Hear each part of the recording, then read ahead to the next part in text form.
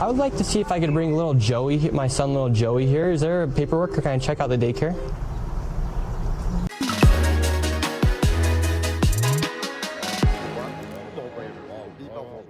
We got to talk about more insanity. This time, insanity in the state of Minnesota, being highlighted by a YouTuber of all people named Nick Shirley, who's just gone mega viral, over 40 million views across social media on an expose he just did, where he went around and tried to investigate some of the allegedly sham businesses that have been propped up by Somalian immigrants in Minnesota, and I think in Minneapolis in particular, but also throughout the state, where he argues that some of these are not real companies and have just been set up to collect massive taxpayer subsidies and grants. This has been extensively reported before, but he is going viral for his on-the-ground reporting, just going up to some of these businesses. And I do have mixed feelings about the product of this investigative journalism, but it is sparking a conversation and worthy of discussing. So without further ado, let's watch a clip that they played on Fox News about this guy, Nick Shirley's reporting that he put out there that's really exploding and just kind of taken over the internet the last couple of days. Let's take a look at that. So this is Quality Learing Center. I meant to say Quality Learning Center. We've arrived to ABC Learning Center. All the windows are blacked out. I would like to check a child in the daycare. Why? Can I speak to a manager? I would like to see if I could bring little Joey, my son little Joey here. Is there paperwork, or can I check out the daycare?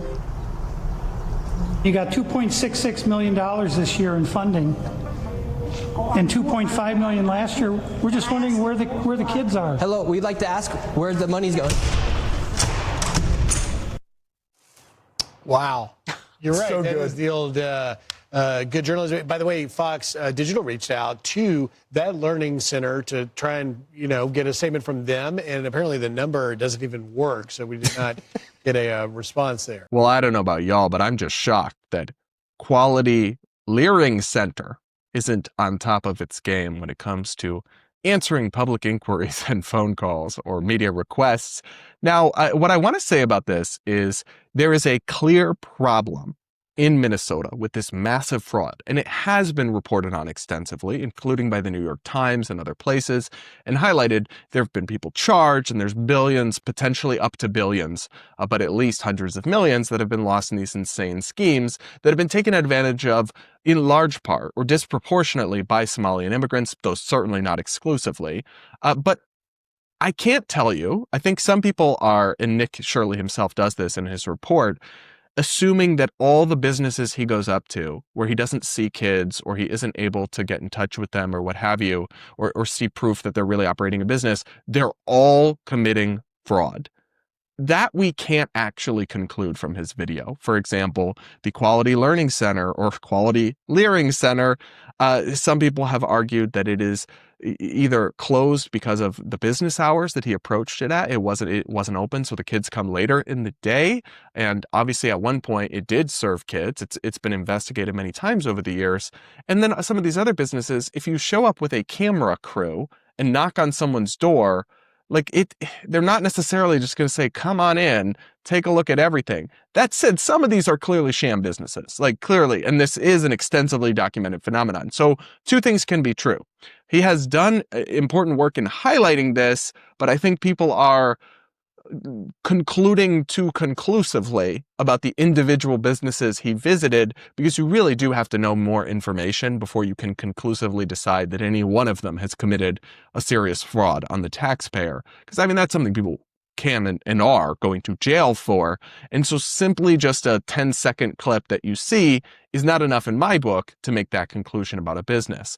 But I do appreciate him getting out there on the ground and doing it. And this is also, it's not just him. This has been extensively reported on in the local media. Here is a local news report about the Quality Learing Center from a local reporter named Jay Coles. Let's watch. I started by visiting Quality Learning Center Daycare. So it is that 14B. Which sits right in the heart of downtown Minneapolis. Between 2019 and 2023, the Minnesota Department of Human Services found 95 violations at this location. They range from failure to keep hazardous items away from children to no records for 16 children, which include things like immunizations, emergency contacts, and medical needs. So state investigators placed Quality Learning Center on a conditional license in 2022. I went to the daycare's location several times, and only once did I see people there. Oh, that's your daycare. But I did not see any children. So there are 80 kids in there? No. After school? Okay, gotcha. All right, thank you. DHS declined an interview, but in a statement acknowledged Quality Learning Center was put on a conditional license because of its poor safety record. But it still received nearly $8 million in taxpayers' money since 2019. Its conditional status removed in 2024. So this is a real problem. And I've already seen extensive left-wing commentary trying to downplay this as just far-right propaganda or as a nothing burger, but it's not going away, and it is a real issue.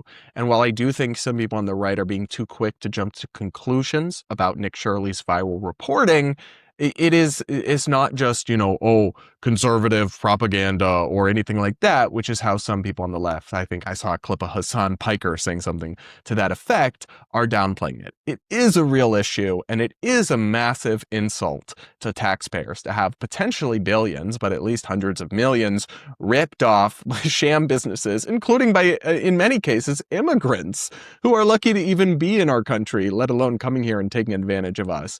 So I do find that to be absolutely diabolical, but there's also become a narrative about it that it's like, well, the media refuses to talk about this or cover this, and this one kid had to go out there, this YouTuber, and while that's sort of true, it's sort of also not true in that the media has been reporting on this at different levels, especially local media, but even the New York Times did a whole expose on this, even, and I'll put this on screen, how fraud swamped Minnesota's social services system on Tim Walz's watch. They published that at the end of November. So they have actually, though we'll get into it, some of the more openly biased liberal networks have ignored this story.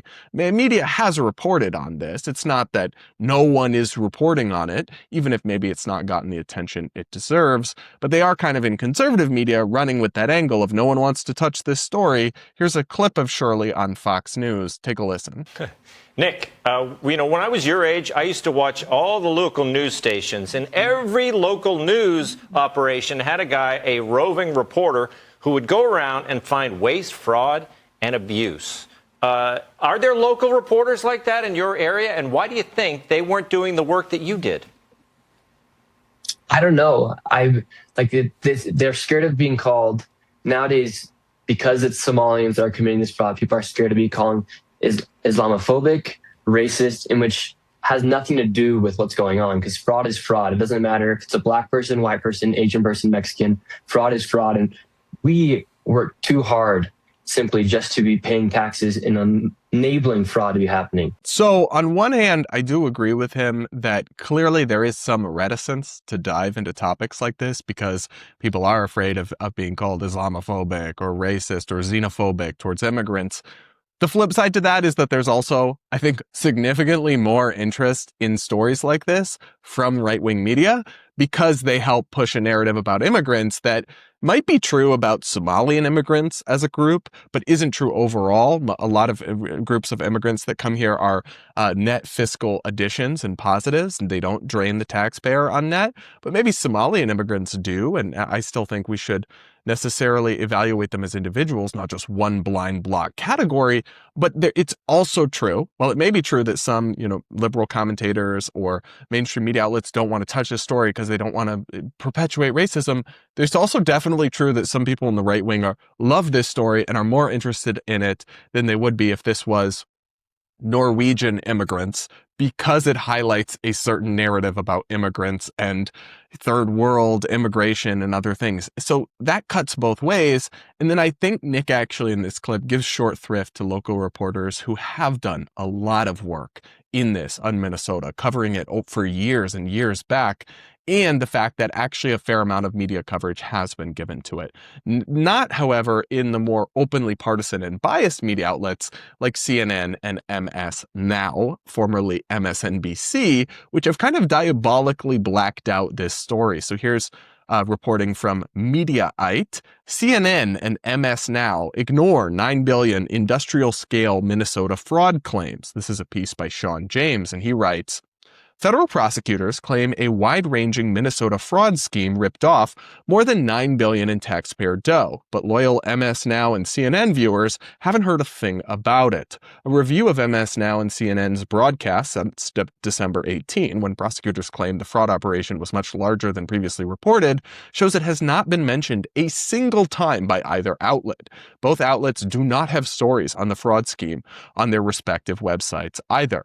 For comparison, Fox News has covered the topic dozens of times since then, and News Nation also covered it a handful of times. So I think this is absolutely indefensible to have potentially billions of taxpayer dollars caught up in an immigration-related fraud scandal that implicates a major political figure like Tim Walz, who was just the Democratic vice presidential nominee this past presidential election, and you're not reporting on it or covering it at all, is wild and does show bias.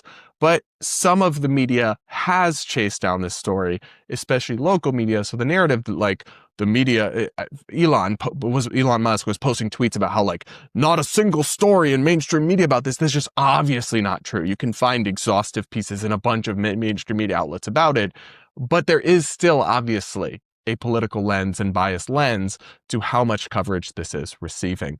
The whole thing, shout out to Nick Shirley for the gumption to go try and do this. People do need to be more cautious interpreting this kind of thing and not leaping to conclusions, because true investigative journalism requires more than knocking on the door and having a 30-second interaction with a company.